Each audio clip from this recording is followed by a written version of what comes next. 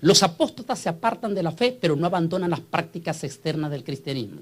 Es por eso que conocemos a muchos de ellos vistiendo ropajes de muy legalistas, pero en realidad los maestros apóstatas son descritos en la Biblia con distintivo muy claro y por la forma en que lo describe la Biblia, sobre todo el apóstol Pablo, Pedro y Judas, ¿sigamos?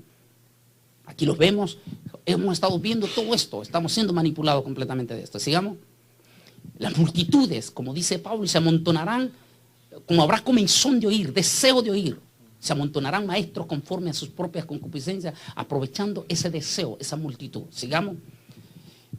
Es escalofriante en realidad cualquiera que haya caído en esta desgracia es digno de lástima. Así sea el más famoso hoy en día, miremos algunos pasajes que nos hablan sobre esto. Sigamos.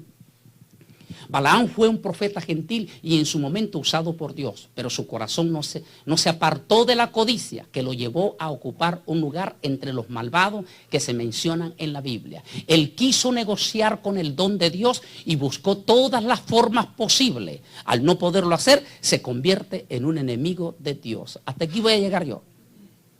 Quería llegar a Balaam. Mire lo que dice ahí. No se apartó de sus malvados deseos de codicia.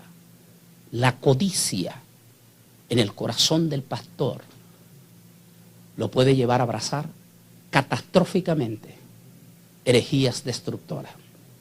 La herejía es muy sutil.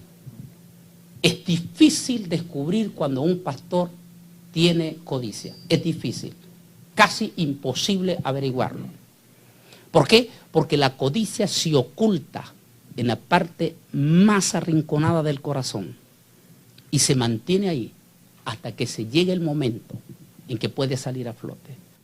Solo así podemos explicar cómo destacados predicadores, destacados pastores, pastores de buenos bautistas, buenas asambleas de Dios, buenos de iglesias de Dios, de iglesias, denominaciones bien fundamentadas y todo esto, de todas otras iglesias, pastores independientes, pero bien preparados y todo. Solo así podemos entender cómo es posible que de momento este pastor con buenos principios doctrinales, con buena palabra, de momento este pastor aparece abrazando doctrinas heréticas, con el deseo de crecer y multiplicarse. En realidad hay deseo profundo de que las almas crezcan, que su iglesia se convierta en las almas para Cristo, o hay deseos de símbolo o de espíritu de Balaam ahí. Explicaba a Miguel Rosell que era impactante y que la Biblia Reina Valera no lo traduce, aunque el sinónimo que da sí llega correcto, pero lamentablemente no lo tradujo como lo dice el hebreo. En el hebreo dice que cuando Samuel se acerca a Saúl y le dice, porque como pecado de adivinación y como pecado de idolatría es la codicia. Por 20 años David mantuvo oculto su codicia, hasta que se llegó el momento del botín y lo sacó a flote. Saúl, consecuencia, fue cortado de la gloria de Dios. La apostasía es un pecado que no tiene perdón. Apóstata es negar a Jesús, negar la verdad que una vez fue revelada. Para que podamos llegar a los 12, escuchemos rápidamente sobre la doctrina del dominio, Miguel Rosell. Escuchemos sobre la doctrina del dominio. Sin la doctrina del dominio es imposible poder llegar a entender al grupo de los G12. Rápidamente, Miguel, vamos a ver. Gracias, Antonio. Bueno, hay mucho que podemos decir. No hay tiempo para decirlo todo. Gracias a Dios, pues nos ha permitido el Señor poder confeccionar estos escritos que ustedes tienen en sus manos. Aprovéchenlos. Yo con toda sencillez, humildad y con toda la mejor disposición lo he escrito. Lo he hecho para el beneficio de la obra de Dios, que es lo único que realmente a mí me importa. Yo, gracias a Dios, yo había sido músico. Brevemente les explico un poco acerca de mi vida para que ustedes sepan a quién están escuchando.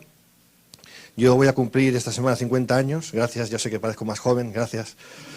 No, yo tengo que hacer una broma aquí, pero la tengo que hacer. Hace unos años, cuando yo decía la edad que tenía, me decían, pues no lo pareces.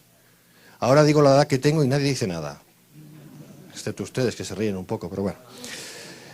Yo había sido músico durante muchos años, grabé discos, compuse canciones, en fin, mi esposa sabe todo eso, tristemente lo sabe.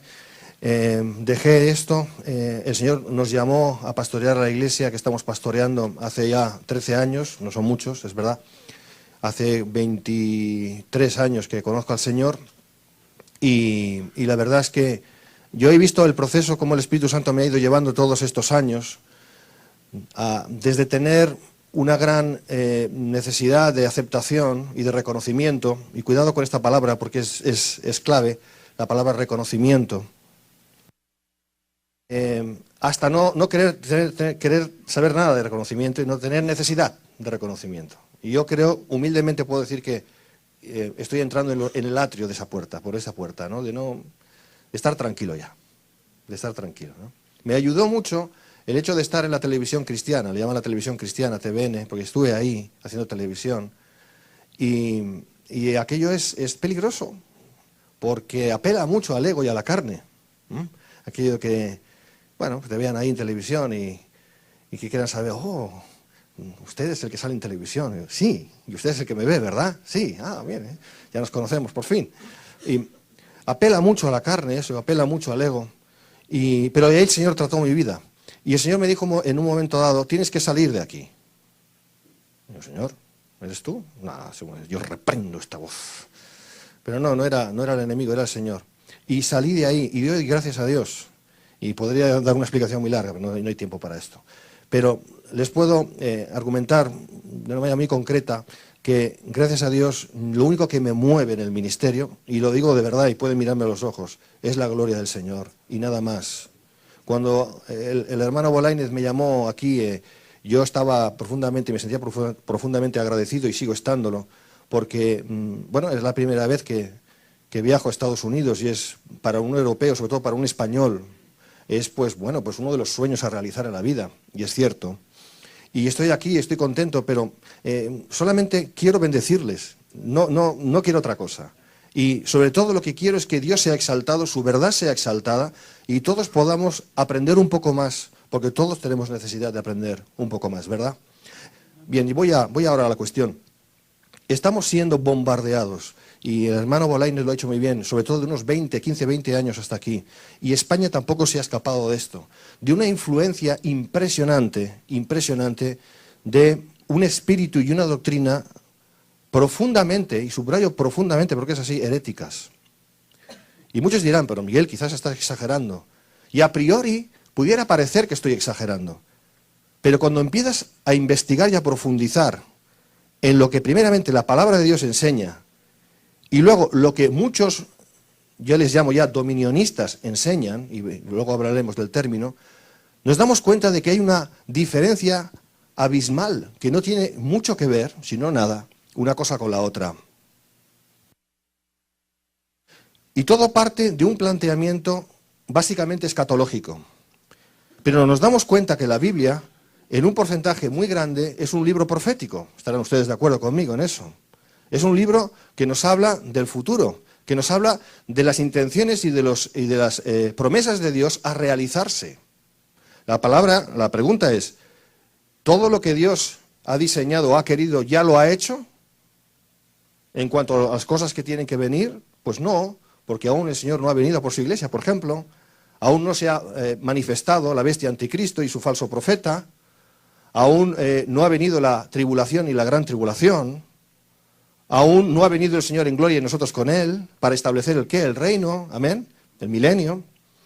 Y sin embargo, nos damos cuenta que la inmensa mayoría de los dominionistas, y veremos en un momento lo que significa eso, la teología del dominio, o reino ahora, o kingdom now, en inglés, todas estas cosas, o la mayoría de esas cosas que acabo de mencionar, sencillamente las dejan en el cajón, en el baúl de los recuerdos. Y no hablan de ellas para nada. Y, por contra, nos dicen, nos aseguran de que viene el gran avivamiento mundial, y que si no lo crees no tienes fe, y estás en la teología de la resignación, que ellos llaman,